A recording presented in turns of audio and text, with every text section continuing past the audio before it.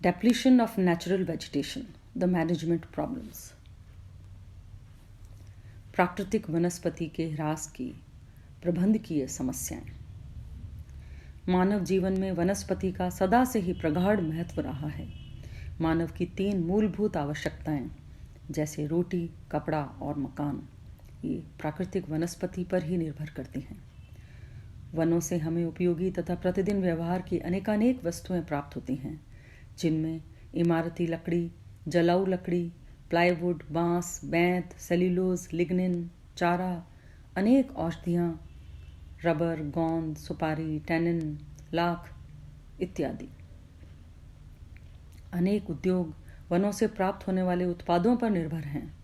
इनकी निरंतर उपलब्धता समुचित आयोजन तथा प्रबंध पर निर्भर करती है।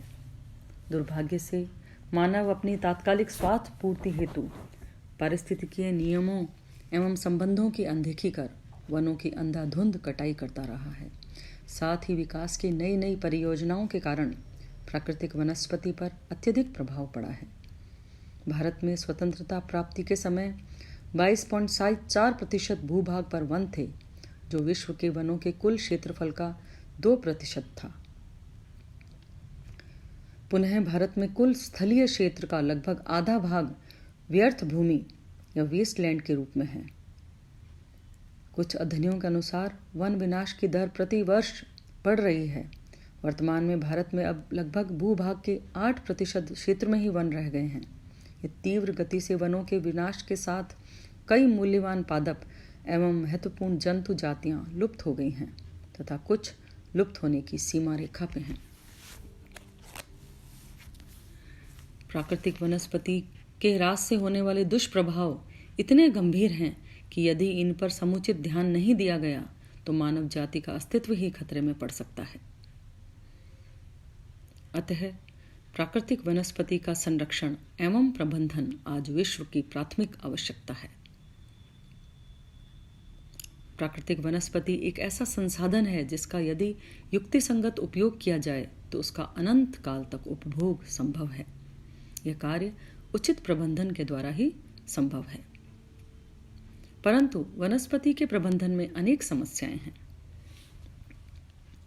प्राकृतिक वनस्पति के ह्रास की प्रबंधकीय समस्याओं को हम मुख्यतः 2 श्रेणियों में विभक्त कर सकते हैं: नेचुरल प्रॉब्लम्स, प्राकृतिक समस्याएं, एवं मैन मेड प्रॉब्लम्स या मानव जनित समस्याएं।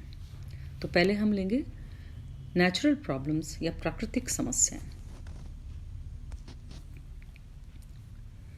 तेज हवाएं अर्थात आंधी व तूफान, बाढ़ तथा आग आदि के ये कुछ प्राकृतिक कारण हैं जो वनस्पति पर दूरगामी प्रतिकूल प्रभाव डालते हैं। तूफानों में सघन वन एवं वायु रोध की भांति कार्य करते हैं। तूफान की गति तेज होने के कारण वृक्षों का वायव्य भाग जो प्रतिरोध करता है टूट जाता है। छोटी झाड़ियों के वायव्य भाग प्रभावित होते हैं। अतिवृष्टि के कारण बाढ़ का प्रकोप घास स्थलों को अत्यधिक प्रभावित करता है। बहते जल के साथ में मृदा की ऊपरी उर्वर तथा शीर्ष मृदा बह जाती है। शाकीय पौधे बह जाते हैं। वृक्षों की मूलें आरक्षित हो जाती हैं। प्रचंड वायु प्रवाह से बांस के घने जंगलों में बांस के आसपास में रगड़ खाने पर आग उत्पन्न हो जाती है, जो उस क्षेत्र की वनस्पति को जला देती है। इस प्रकार प्राकृतिक कारणों से वनस्पति प्रतिकूल रूप से प्रभावित होती है। इन विनाशकारी प्रभावों के बाद अगर मानव का हस्तक्षेप नहीं हो तो इन स्थलों पर पर्यावरणीय संतुलन शीघ्र ही पुनः स्थापित हो जाता है, जिससे कि वनस्पति रहित या डिन्यूडेड क्षेत्रों में शीघ्र ही वनस्पति विकसित हो जाती है। अतः वनस्पति के ह्रास में प्राकृतिक कारणों का योग्य नगण्य है, बशर्ते इस विनाश में मानव द्वारा वृद्धि न की जाए। अब हम लेंगे मानव जनित समस्याएं या मैन मेड प्रॉब्लम्स।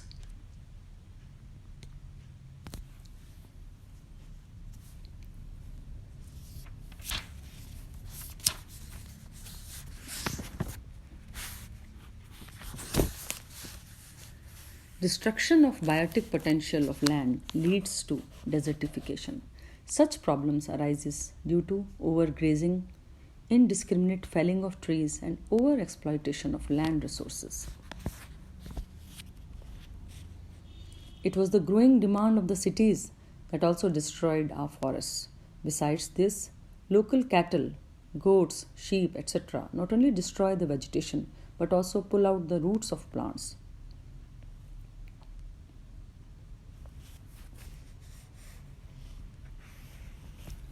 पालतू एवं जंगली जानवरों का प्रत्यक्ष एवं अप्रत्यक्ष प्रभाव पड़ता है।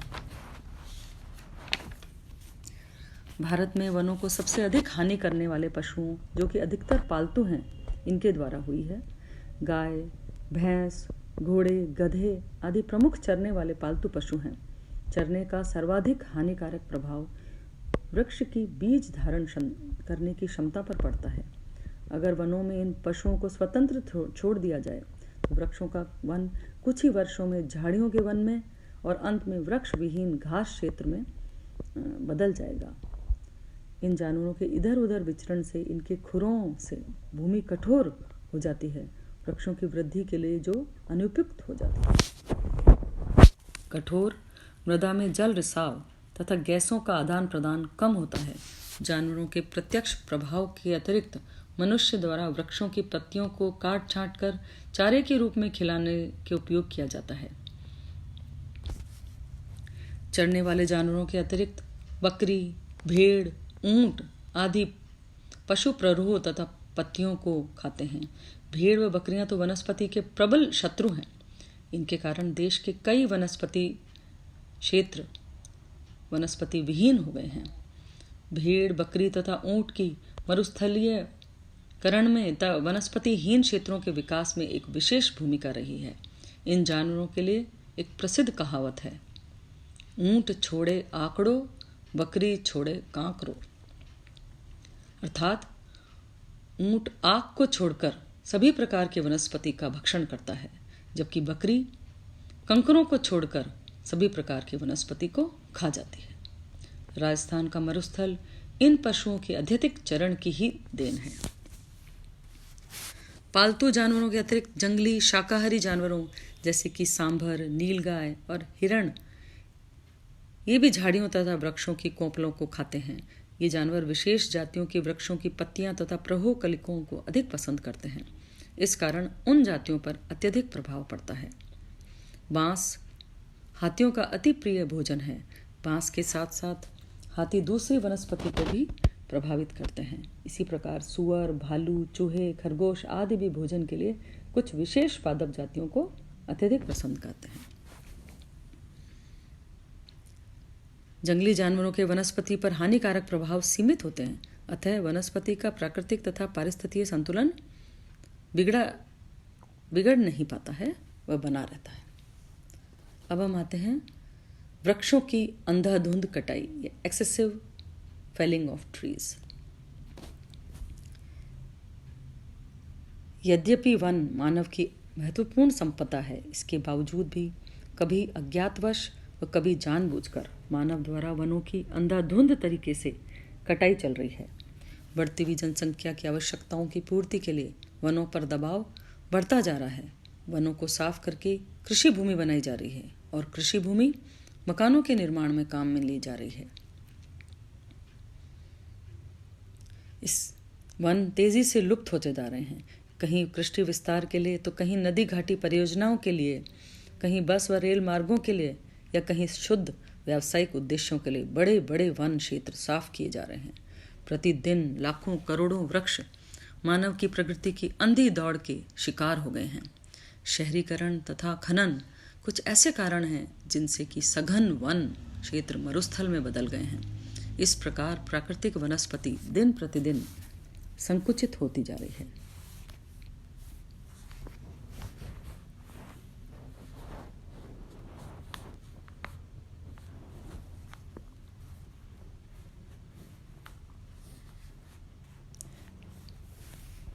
Deforestation and overgrazing has been causing tremendous land erosions and landslides too.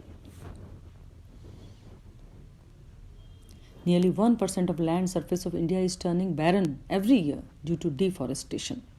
In the Himalayan range, the rainfall has declined 3 to 4% due to deforestation.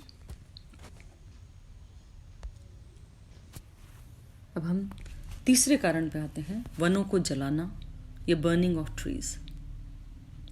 कृषि की कुछ पद्धतियां भी वनस्पति के स्थायी विनाश का कारण बनी हैं। इसका एक उदाहरण झूम कल्टीवेशन या झूम खेती है।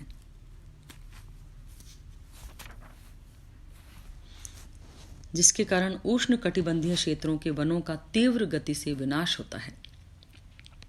झूम खेती की इस पद्धति में किसी क्षेत्र विशेष की समस्त वनस्पति काटकर जला दी जाती है। इससे उत्पन्न राख में उपस्थित अनिवार्य खनिज मृदा में मिलकर इसकी उर्वरकता में वृद्धि करते हैं। इस प्रकार की मृदा में 2 या 3 फसलें ले ली जाती हैं। जब उर्वरकता घटने लगती है तो कृषक उस क्षेत्र को छोड़कर नए क्षेत्र साफ कर वहां इसी प्रकार की खेती करते हैं। इस प्रकार की कृषि पद्धति को झूम कल्टीवेशन या शिफ्ट कल्टीवेशन भी कहते हैं।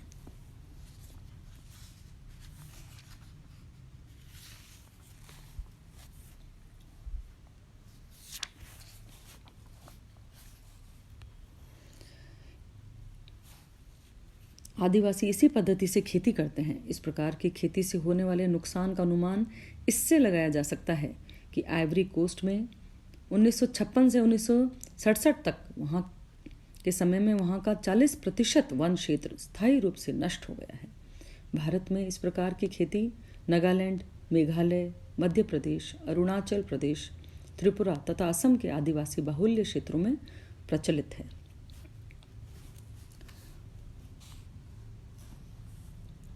Increase in shifting cultivation in northeast and Orissa has laid large forest tracts bare. It is a low energy budget and low investment system of subsistence agriculture that uses rapid mineralization and recycling of nutrients. There has been shortening of June cycle to 6 years only, which provides no enough time for natural repair of damaged ecosystem.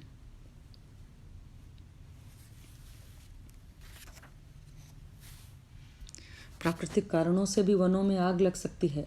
आग की गंभीरता के आधार पर वनस्पति की वृद्धि विभिन्न स्तरों पर रुक जाती है।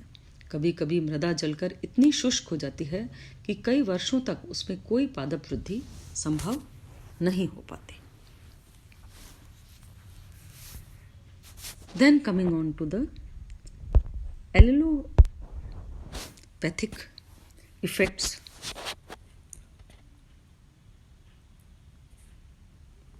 plantation of indigenous and exotic species and their allelopathic effect. Allelopathy is a biological phenomenon by which an organism produces one or more biochemicals that influence the germination, growth, survival, and reproduction of other organisms. These biochemicals are known as allelochemicals and can have beneficial or detrimental effect on the target organisms and the community.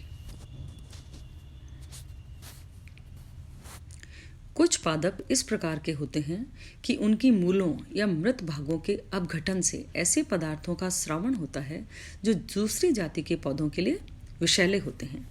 ऐसे पादपों के आसपास उगने वाले अन्य पौधे धीरे धीरे मरने लगते हैं तथा उस क्षेत्र से विलुप्त होना प्रारंभ हो जाते हैं। इसे हम एलोपैथिक इफेक्ट कहते हैं। उदाहरण के लिए लेंटाना, कैमरा और गाजर घास पार्थेनियम हिस्टेरोफोरस। आकर्षक पुष्पों के कारण लेंटाना को माउंट आबू के सौंदर्यीकरण के लिए लगाया गया था, लेकिन वर्तमान में यह जाति इतनी फैली है कि इससे वहाँ का भूतलीय वनस्पति ग्राउंड फ्लोरा एलोपैथिक प्रभाव के कारण समाप्त होने लगा है।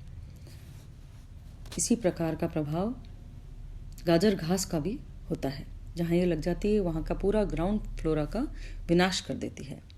इस प्रकार के स्वदेशी व विदेशी अनेक पादप हैं जो एलोपैथिक प्रभाव के कारण वनस्पति पर प्रतिकूल प्रभाव डालते हैं। Then coming on to the next cause, that is construction of dams. विश्व में जहाँ कहीं भी नदियों पर बांध बनाए जाते हैं उनके अंतर्गत विशाल क्षेत्र के वन जलमग्न हो जाते हैं। भारत के विशाल बांध जैसे कि भाखड़ा नांगल, गांधी सागर, नागार्जुन सागर, दामोदर, हीराकुंड और सरदार सरोवर आदि से हजारों वर्ग किलोमीटर का वन क्षेत्र जलमग्न हो गया है। टिहरी बांध एवं साइलेंट वैली प्रोजेक्ट के विरोध का एक कारण वनों के विनाश से पर्यावरण पर विपरीत प्रभाव है।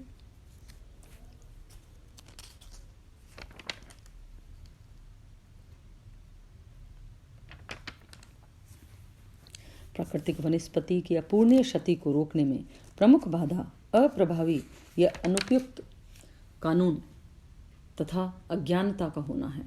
पर्यावरण संबंधी शिक्षा का स्तर इतना निम्न है कि जैविक विविधता के पक्ष को पारिस्थितिकी तथा आर्थिक दृष्टि से अत्यंत कम करके आंका गया है। अनेक विकास परियोजनाओं को बिना उनके दूरगामी पारिस्थितिकीय दुष्परिणामों पर विचार किए हुए केवल उनके अल्पकालिक लाभ का पर्याप्त करने हेतु बनाया व लागू किया गया।